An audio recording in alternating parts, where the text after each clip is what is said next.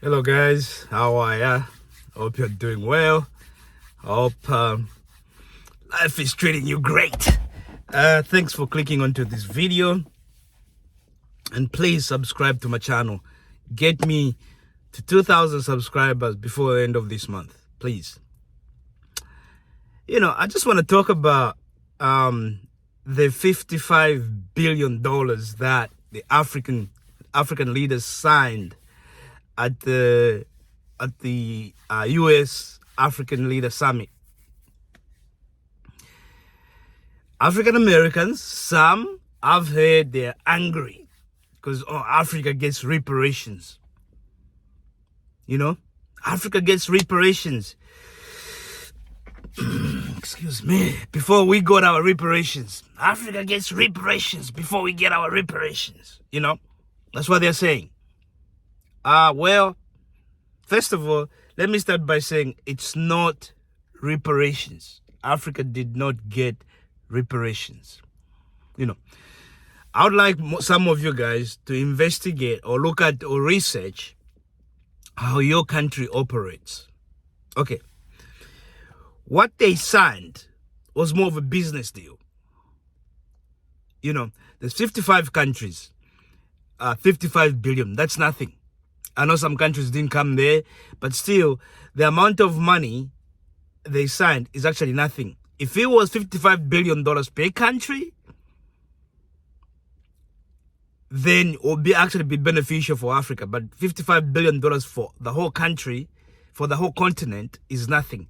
And even that is actually an insult to Africans. That's why most of the leaders actually were not happy about that. Okay? Because back in the 70s,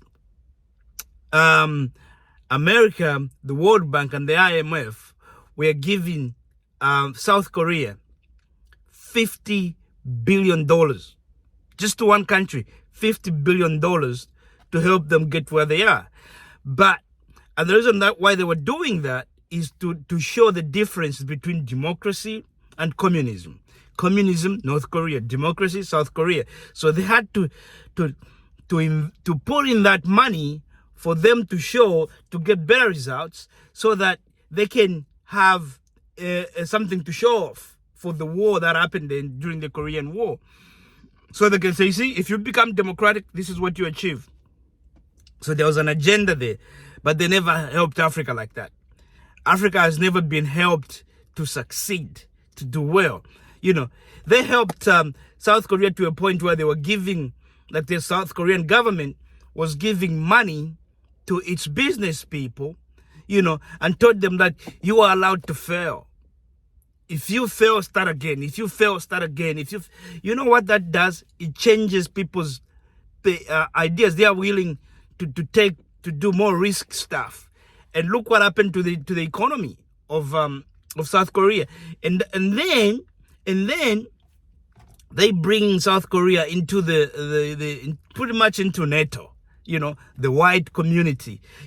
America is the biggest economy in the world, meaning they're the biggest buyers of stuff, because the economy is centered on consumer spending. So once South Korea starts producing these cars, who is the biggest market? Because at the beginning, the South Koreans themselves couldn't even afford to buy a car. Who was the biggest market? It was America. That's why you had like the Daewoo, American companies going there to set up these factories to manufacture stuff. And once they did that, then they started educating the South Korean people.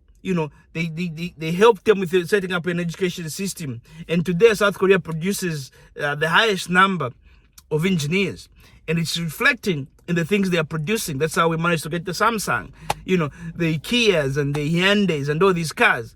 Because there was an intentional decision made by America to help out South Korea. And also, in doing so, America transfers its inflation to these countries, because then they can buy cars at a cheaper price. That's why most American car companies, they don't make money. They don't make money.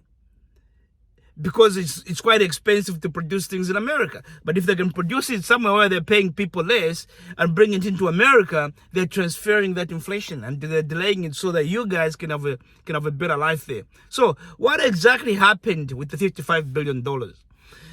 It's not like they're giving $55 billion to Africans. No. But it's businesses. You know, some of that money is Africans supplying things to America. You know, whatever you feel about America, you have to realize Africa needs to do business around the world. And America are the biggest buyers. What Africa needs to do first is to clean up its own domestic mess and set up boundaries and set up proper anti-corruption commissions and set up proper systems that when they start selling things to American companies, they are able to get some of the things they should get out. You know, it's a win-win situation for both sides. But if Africa always goes up with shows weakness, then that's when the other guys like to take advantage of. You know, so this is not like, oh, America is giving you money like that. No. That's not how it's gonna work, guys. First of all, it's little money. It's no reparation. It's a business. America itself needs to do business. And let me tell you something. We are moving into a world where now globalization is done. Globalization is over. Look what's happening in China with the chips. America doesn't want China to get the chip manufacturing technology. Okay, companies like Taiwan Semiconductors that produce a lot of the chips that we use in cars and all this stuff, they are not in America. You know, the Taiwan Semiconductor, just like the name implies, it's in Taiwan. You know, China doesn't have the technology to produce some of those chips, and America does not want China to learn this. A company that makes machines that make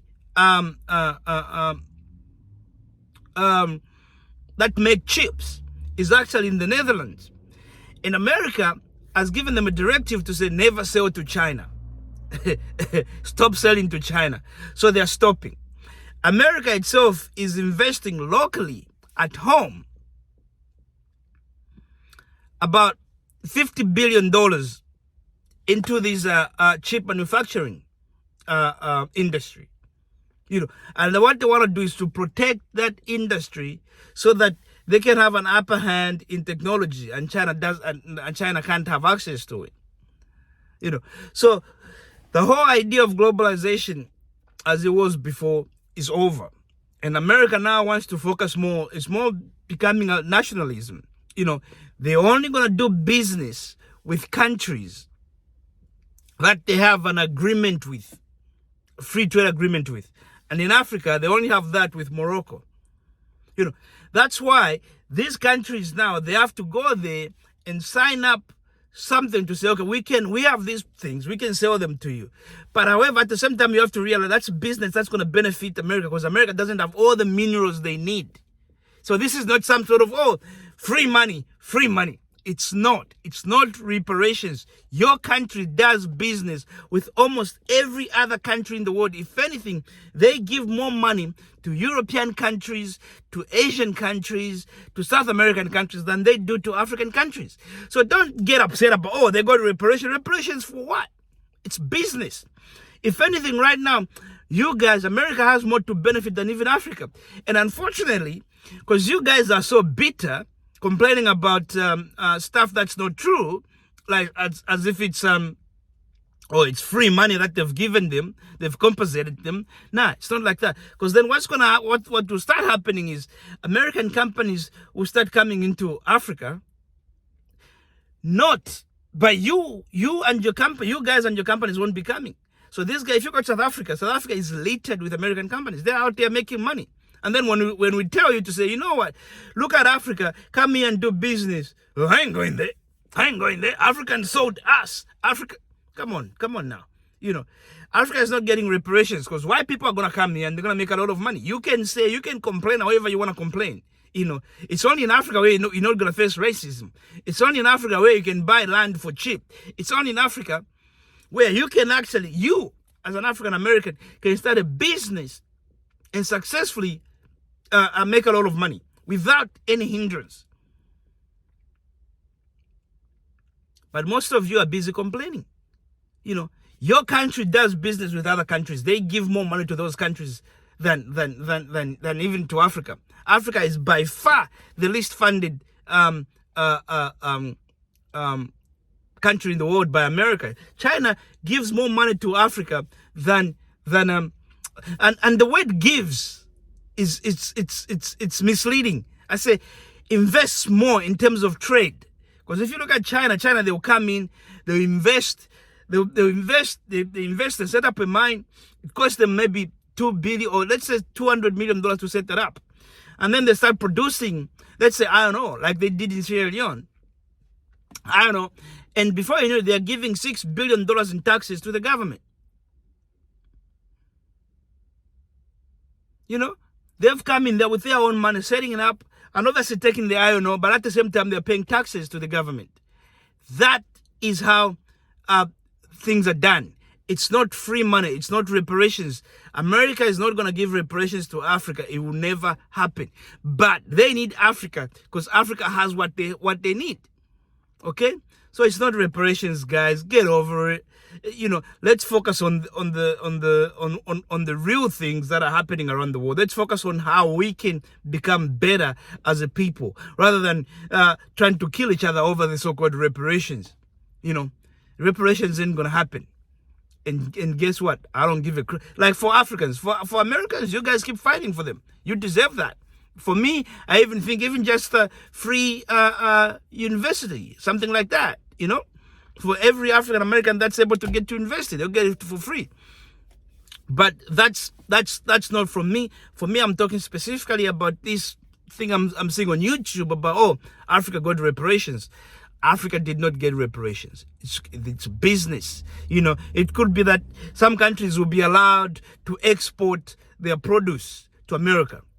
That's part of the deal. America will buy them. That's part of the deal. And it could just be, it's not just about mineral resources. It could also be food. Pineapples, this and that and that. And if you grow pineapples in Sierra Leone, I think you can export. There's a particular brand of pineapple or type of pineapple that's quite popular in the US. You can grow that in Sierra Leone. And there's a market in the US. This is how things, you have to look at international trade and how America operates and how things work in the world before you just look at, every time they mention Africans, there's a bunch of African Americans that jump up and they just go off the rails. I don't know why there's this conflict among us. It's weird. I find it extremely weird. That's why we can't go anywhere, guys. Because we prefer to fight among each other rather than focusing on progressive things.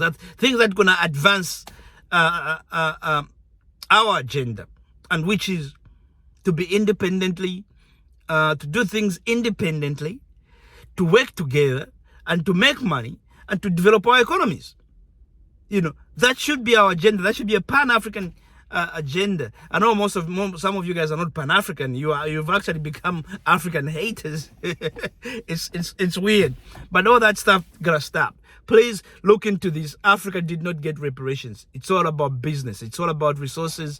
It's all about what they can get and what we can also get in return. And that's how these things work. Thank you, guys. Please subscribe to my channel. Help me get to 2,000K. Thank you. Goodbye.